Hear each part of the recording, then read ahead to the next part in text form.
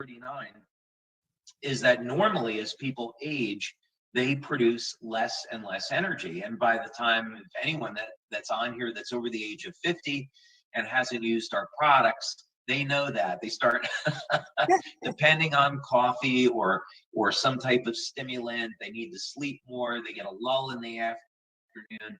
And this is all because the area of the cell that makes energy begins to decline in its ability to do that. Well, one of the remarkable things that we've seen in our clinical studies is X39 can reverse that process. In other words, it gets the cell to produce more energy. And this is why many people, the very first day of using X39, they say, wow, I went through the day, I had more energy, I didn't get tired, I really feel great. That's what's going on. And we've got data to support that from these studies. We also show in this metabolism data, usually when you think about this, when somebody takes caffeine, what happens? They take caffeine, they take a Red Bull, and then they get this zing of energy, and then all of a sudden they crash, right? And now they get tired, right? So that's the crash from taking these energy drinks. That doesn't happen with X39. Actually, the opposite happens. So what we saw in our metabolism data is that X39 actually reduces the stress on the cell. So unlike an energy drink, which gives you energy and then you crash, not only does X39 give you energy, but it actually has the opposite effect of caffeine. It will reduce the stress on the cell. That means you get better antioxidant production. And of course, when you have less stress, you don't age as quickly. So those are some of the really exciting things that are coming out of some of these studies. So before I go on to the next things, where actually I think are even more exciting, I'll just stop there for just a second. Well, it is interesting when you talk about, because, energy enhancer, right? So that was something that you developed first, and that was focused on this dynamic that you just described. But I think you've told me before that the energy enhancer focuses on only a part of the process. Is that correct? So help us understand the difference, if you can, between what X39 is doing versus the energy enhancer, for instance. Yeah. So this would get into some of the chemistry and it'd be a little bit technical. But anyway, to keep things simple, the premise behind energy enhancer was to increase fat burning, which is called beta oxidation in the cell. And you have a number of entry and exit points for energy and energy carrying molecules in the cell. So without dragging into the details on that, the way that X39 is coming at it is from a completely different way. In other words, energy enhancer is telling the cell, hey, I want you to produce more energy, and I want you to get that energy from fat, right? And that's great. But what X39 does is X39 goes in and says, hey, what I want you to do is act like you're a younger cell and make energy the way that you did when you were younger. So it's a completely different way of getting there. And it's a better way because, of course, we can get our cells to act like young, healthy cells. As it turns out, there's a whole host of benefits to doing that. I'd say. Very cool. Very cool. All right, I'm on the edge of my seat, David. Let's hear some more of what you're sharing tonight. Okay, well, let's get to one that we've held off talking to our members about for quite a long time. It's on the playlist. This would be the most popular request, right? That's what that would be in radio terms now. And that is, well, where is your blood data that you're elevating copper peptide? And we've been withholding that because the scientist that's been involved in this wants to publish the data in a very prestigious scientific journal. And so there's some restrictions around how we might do this. So what we decided to do was release the pilot data, and we're going to get the double-blind study published.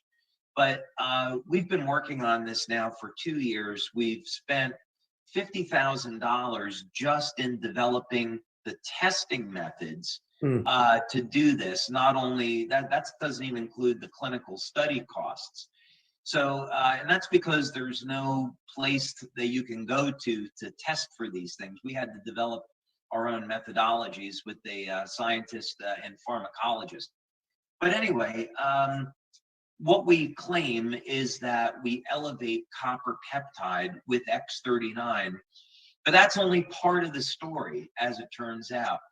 There are two different molecules involved. One is called GHK, and the other is called GHK-Cu. So copper peptide is GHK-Cu, meaning there's a peptide that attaches to copper.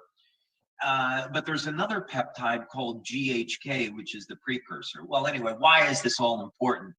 Well, simply, we did blood tests and urine tests, and we found that X39 is elevating both GHK and GHK-Cu. And the reason why this is important is because GHK has the ability to reset genes in the body to a younger, healthier state. Oh, wow. Copper peptide has that ability too, but anyway, copper peptide has a whole other set of health benefits. So we were able to do these new studies and look at exactly what happens right after you place on the X39 patch. What happens in the first 24 hours? What happens in the first week? And we see statistically that there are increases in these peptides just within the very first 24 hours, and of course within the first week of use. Now, the other thing, and you'll have to come to the conference to get the rest of this information, because I do want to plug that a little bit. But some of the things that we saw with this were, you had people, majority of people were falling in the range of a 40% to 50% increase in this peptide. And this is quite significant. Very short period of time, right? A very short period of time. Oh, 24 hours. Crazy. 24 hours, yeah, to 7 days. And this is significant because what we're doing now is we're correlating this to age reversal. So in other words, we're going to say, well, let's say you're 60 and you get this increase in copper peptide. Now you've got the copper peptide of someone in your 30s, right? So we're looking at correlating those two. But the other thing that was super interesting about this is we had people, you put them in what's called the outlier group, but we had people that were actually getting over 300% increases in copper peptide their very first 7 days. So, these would be people that, they're starting out over the age of 60, and now all of a sudden they've got the copper peptide levels of a 20-year-old.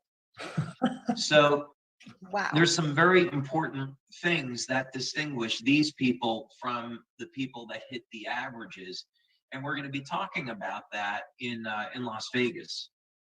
Well, and sorry, Paul, let me just throw something in. So is this, are you treading upon new turf? Is this a new, what do you want to call it? Has this ever been achieved before? Is this new territory that even the scientists with you working out, well, how do we even measure GHK? I mean, it feels like not too many people have been here before. Is that true? No one's been here before, Jim. I've had a dialogue with Dr. Lauren Picard, who discovered copper peptide. First thing is, I say, this man needs a Nobel Prize. I don't say that lightly.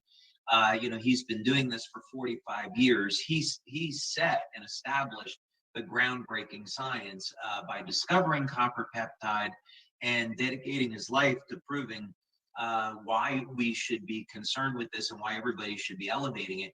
But the tool that Dr. Picard lacked was the ability to keep sustained levels of copper peptide, and that's what we have with the X39. I wasn't going to bring this up tonight, and as you know, this is highly confidential, but we just finished a 6-month study of X39, and I'm not going to share the results of that because we're not ready to release that yet. But basically, we are showing results from 6 months of use of X39 that are absolutely extraordinary. So basically, we showed the longer that you use it, the better the results that you get.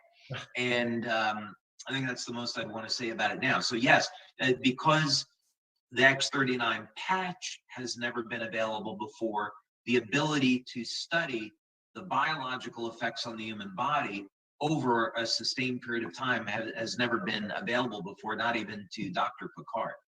Wow. David, I'm wondering because I think a lot of us who are distributors hear from some people that, whoa, the first day they experienced something different with X39, like maybe increased energy. And then for some people, it takes longer, So is there a way to make X39 more efficient by what we eat or how we live or any of that? Or is it just an individual thing because humans are unique? Yeah, so Paula, that would be the million-dollar question, and we are going to talk about that more in Las Vegas. But the short answer to that is there's going to be a very small group of people that, no matter what they do, they may not be able to get the response from X39 that they want. They may have a pre-existing condition like heart disease or diabetes that is going to make the results slower than everyone else, right? You can have people that are malnourished, they have poor diets, they don't exercise, they don't drink water, and they're not going to get the kind of results out of X39, that they might like. So yeah, the short answer to this is that number one, you have to do the basics, right? You have to get 7 to 8 hours of sleep. You have to be having a diet rich in nutrients. You should be supplementing where you might be deficient, drinking enough water, avoiding things that we all know are bad for us. And then once you have that foundation, then you can expect to use technology like X39 and get a great result with it. Great. Good to know. Yeah. And is there more that we will learn tonight? I know the big secrets are being saved for Vegas, and I know Right. we want to encourage everybody to be there because we're going to have a great time. But did you want to share anything else before we talk about Vegas? Yeah, the last thing that I wanted to share this evening had to do with Dr. Chevalier, Oh, yeah. who's going to be one of our guest speakers in Las Vegas. And he's also been doing some very interesting studies with us over the years. His background is in nuclear fusion research and laser spectroscopy. And he's been in biomedical field, he's been looking at how light affects communication system in the body and how the emission of light from the cells change over time and how this is going to change our health. And for those of you that are interested, you can go to the science section of the website and look at one of the studies that he did for us in that regard. Well, he was very interested in the role that copper peptide plays in cognitive function.